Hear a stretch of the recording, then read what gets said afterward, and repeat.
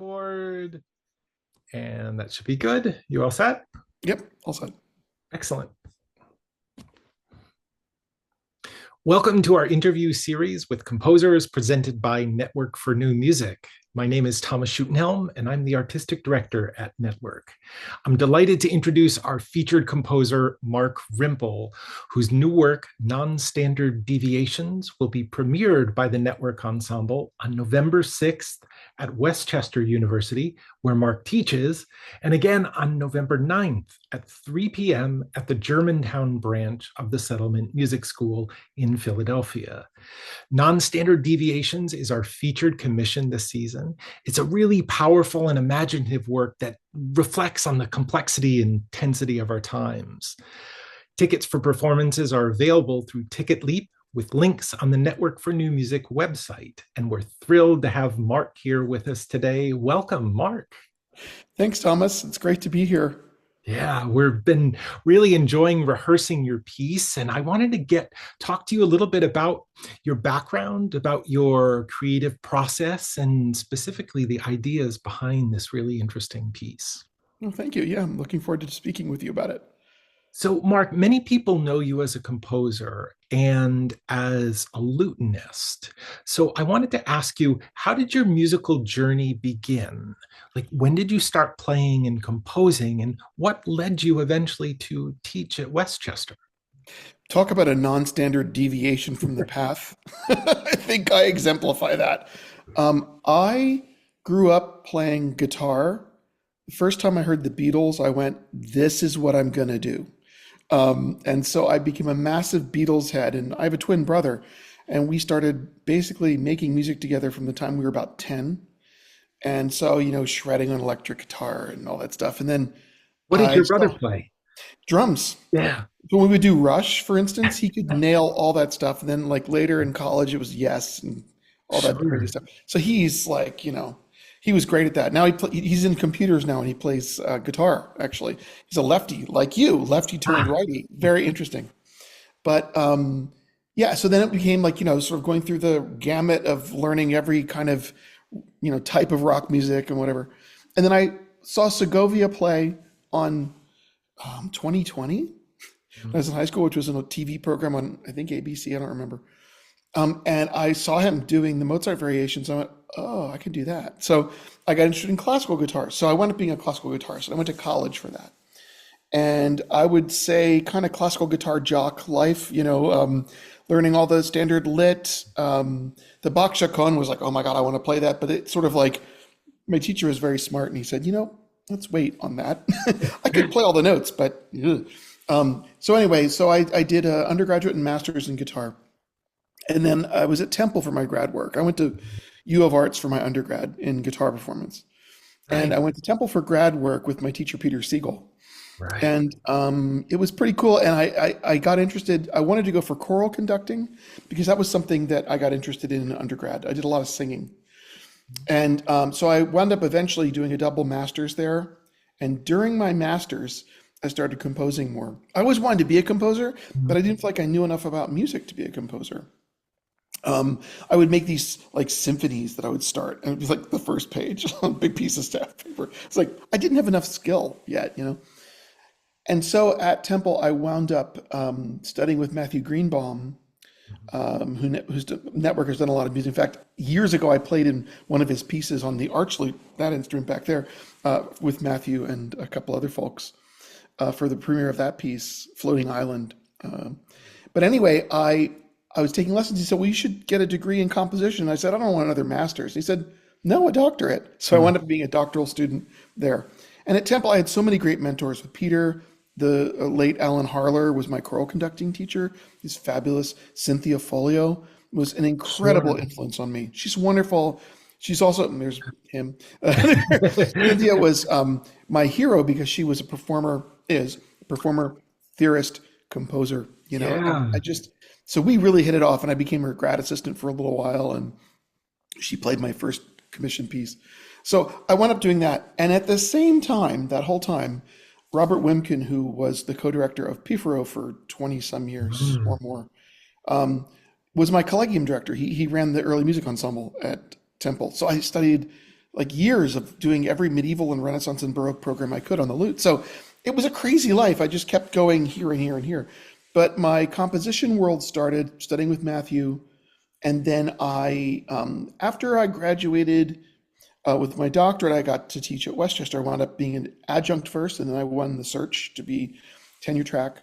I've been there 26 years now, so I Hmm. guess it's been a good run. I really love it there. I started to incorporate more of my early music thinking into my compositional world because I was very much like post New York Uptown when I first started. And I was playing Berio and Davidovsky and hard hitting guitar music. Yeah. And I just decided, I really should incorporate both of my musical lives together. And so that's where my music has gone. It's sort of a blending of historicity and modernity. And yeah. That's what I find really fascinating, not only about the concepts behind your music, but the references that you make specifically in the music, really cover the complete historical continuum that most music students will study. I want to sort of explore some of the background with you because Sure. you draw from the medieval image of fortune's wheel, right? Mhm. Where like success and ruin are constantly inverted. And I wanted to ask you what drew you to that metaphor as a lens for this particular piece. Oh, yeah. I mean, so in general, I think, the human condition, as Buddha would say, is all suffering, right? So, and ultimately, we are always confronted with things, and everyone in their life has emergencies and crises that hit. And, like anybody else, I've had my share, not as much as many, but I've definitely had dealt with a lot of issues. And it's the volubility of life. It really is kind of a circle of like, you're on the top and then you're on the bottom and you're on the top and you're on the bottom. And I've read a number of philosophical works, but one of the ones that really struck with me was Boethius's Consolation of Philosophy. And I was really interested in Boethius. The first time I saw Boethius's music treatise, De Musica, in a bookstore, in a Borders up in Ardmore back in like the 90s, 80s maybe. I picked it up and I'm terrible at like hard mathematics. And I opened, I'm like, music. And it's all math. I was like, put it back.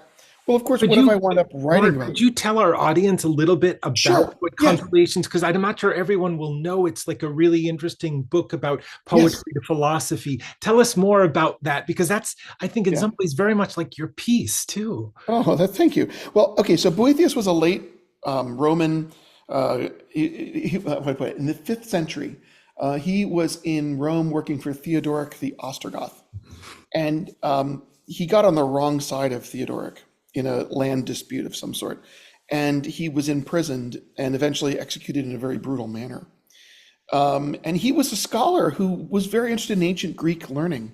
So he translated all these mathematical works. And, to the ancient Greeks, mathematics was the interaction of number ratios. And so he wrote a book on arithmetic and a book on mathematics. There's a lost work on geometry. And he also wrote on rhetoric and dialectic and all this stuff. And he basically would translate the ancients into modern prose. But when he was in captivity, after he'd written all those works, after he'd sort of translated and assimilated all of Greek sort of like liberal arts learning, he, as a hobby, right? He wrote this book, which the myth is the way he puts it is he sang this from his cell. And he's sitting in his cell reflecting on how horrible his life is. And oh my God, I'm going to die. They're going to execute me. Why do I deserve this? It's this typical human condition of why me? Warum?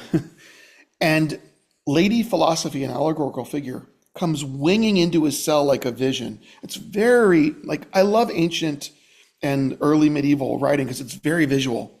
And she's got, on her garment, she's got a theta for theology and a phi for philosophy. And she comes in and he's being attended by the muses, all 9 of them. And they're weeping around him. And she's like, get out of here.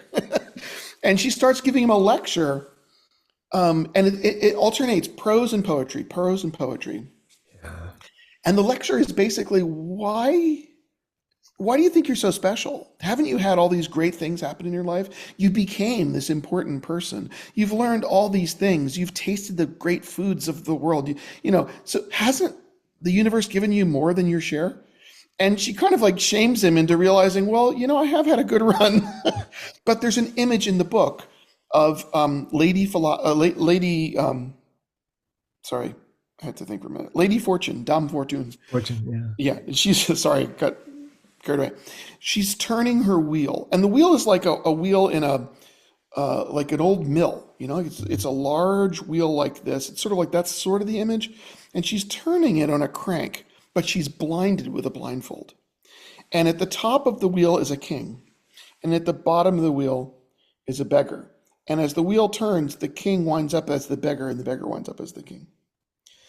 And the reason that Dame Fortune, excuse me, the reason Dame Fortune fits for me is we're in a time where we are doing these incredibly non-standard deviations from norms.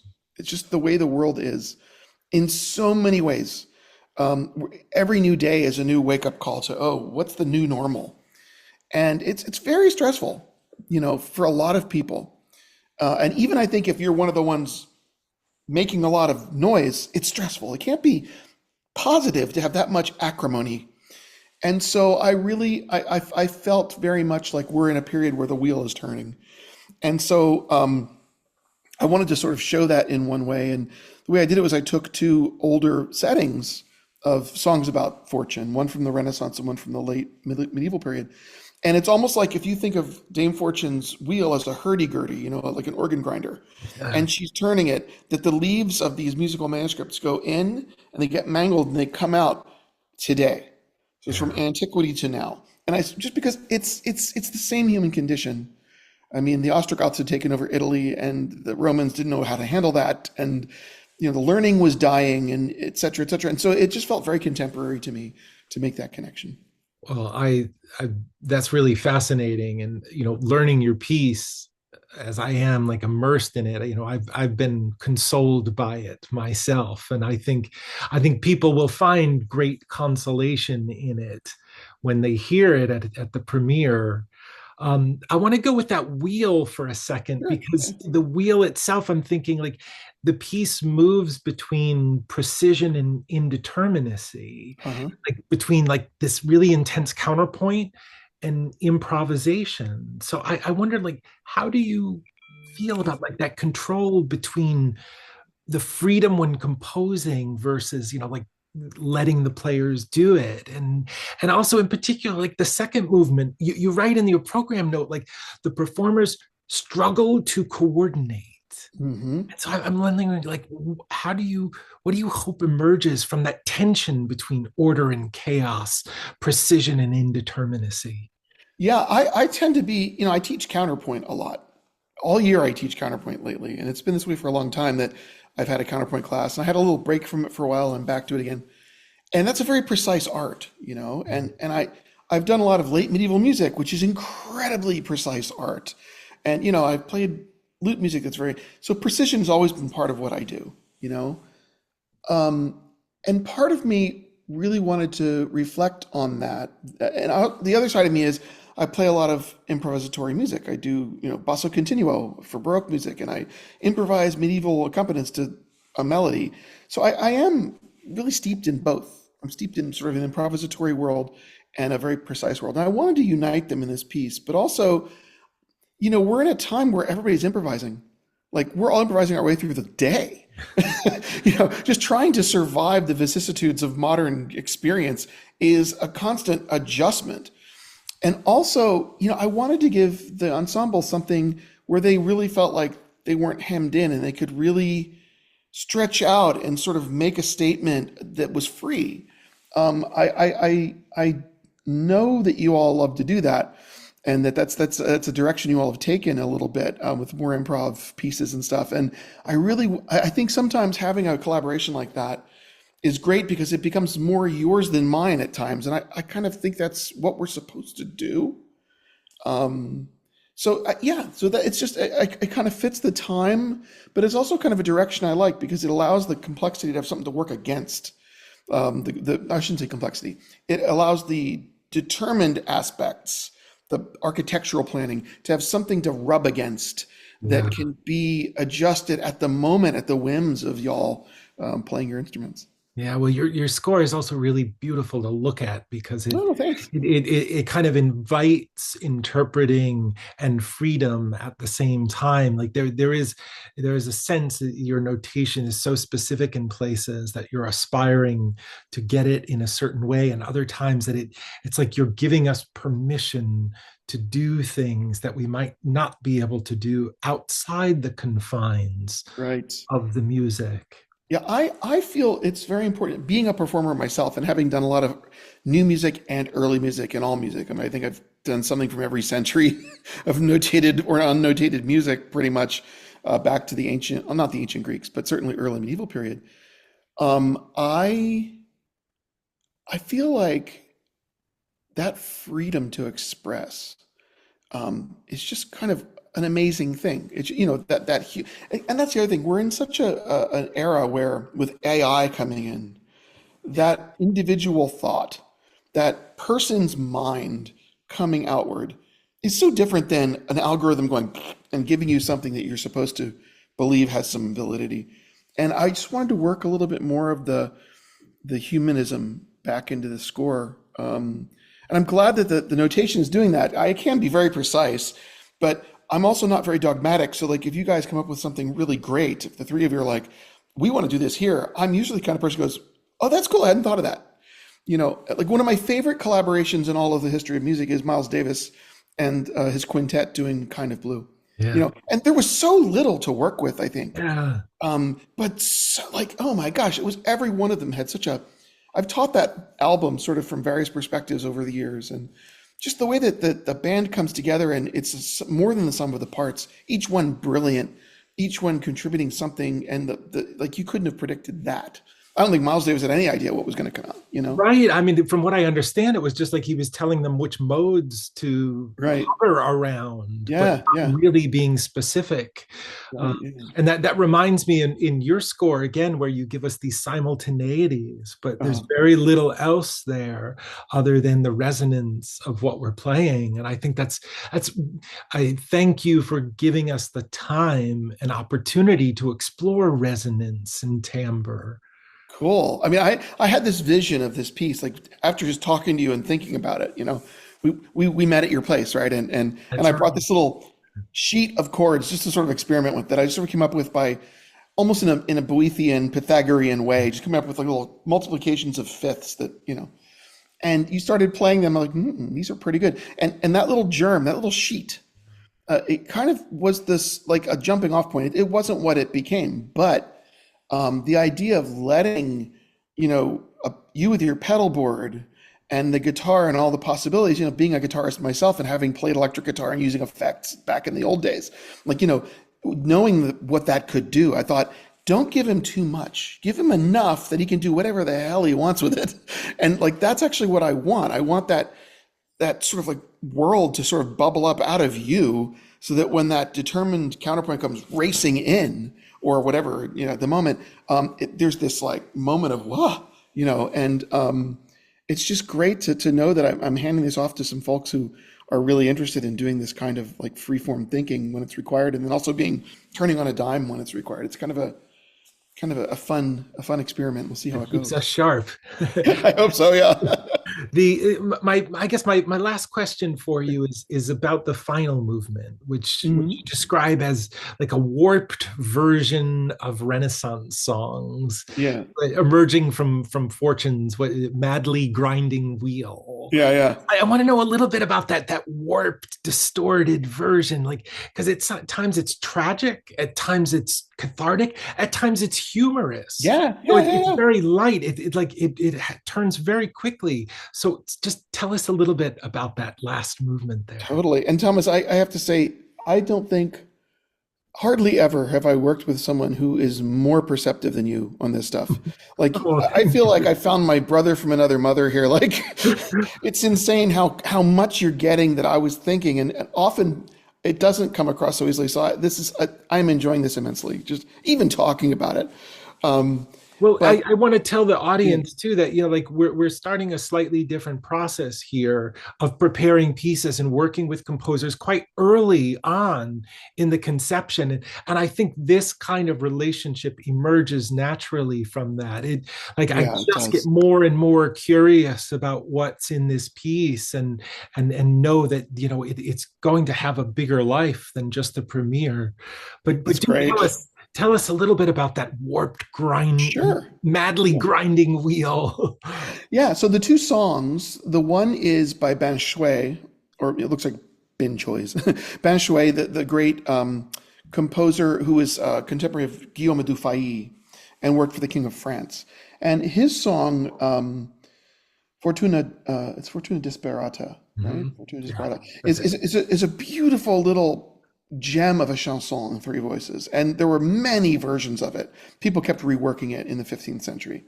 So that's the one model. And it's sort of like start from that's one of the trios. And the other trio is from a broadside ballad tune, Fortune My Foe, which Mhm. also was known as the hangman's tune in England. They would often play it as people were being led to the gibbet, and they would like write. There's even a Dr. Faustus broadside ballad sung to the tune of Fortune My Foe. Mhm. So it's always about death, and it's always about that sort of, and it's a pavan, so it's boom, beam, Yeah. beam, boom. So it has that sort of like death knell kind of thing. And I thought, so I started with those two models. I had them transcribed out from these two sources. And I sort of had there, and I just started chipping away at them, sort of like they were marble, and, and doing almost like what you're doing as performers when you have those fields. I'd take the original and I'd chip away at it by grinding away parts of its tonal structure until something new kind of came out.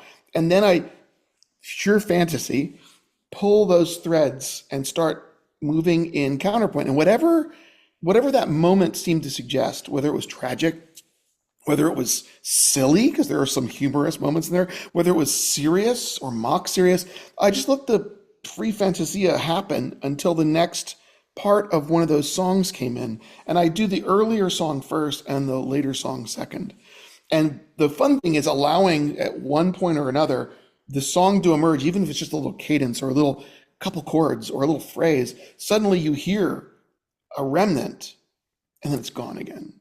And to me, it's sort of like tradition torn apart, Mm. harmony Yeah. fractured, peace disturbed. And like, in a sense, that was really the point, was to sort of like, I'm very into early 20th century composers like Schoenberg in the Book of the Hanging Gardens and Perrault, where there are these remnants of the past. There are chords we recognize, but they're just put together in this dreamlike state. And that's kind of, she's blinded. She's kind of asleep at the wheel, as it were, And so as that's happening, the piece is just sort of growing into this nightmare and then these happy dreams and whatever. And it's sort of like deviating from what reality is. So yeah, I'm kind of glad I put that one last. It kind of worked out as a summary. I don't It know. did indeed. Well, Mark, thanks so much for joining us today and for sharing your insights into non-standard deviations. Well, thanks very much, Thomas. And I cannot wait to be at the premiere. I know it's going to be amazing. So Yeah, thank we you. look forward to having everyone hear this premiere on November 6th at Westchester University and again in Philadelphia on November 9th at 3 p.m. at the Settlement Music School in Germantown. Tickets are available from our website. Thanks, everyone, and please join us for this commission. Thank you.